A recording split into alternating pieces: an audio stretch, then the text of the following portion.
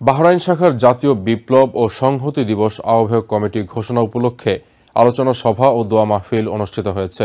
বৃহস্পতিবার দেশটির রাজধানী মানামার গোল্ড সিটি কনভেনশন হল রুমে পবিত্র কোরআন তেলাওয়াতের মধ্য দিয়ে অনুষ্ঠান শুরু হয়।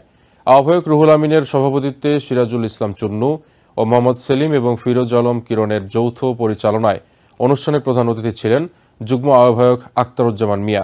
প্রধান আলোচক ছিলেন আখতারুজ্জামান সরকার। শুভেচ্ছা বক্তব্য দেন জাহাঙ্গীর আলম।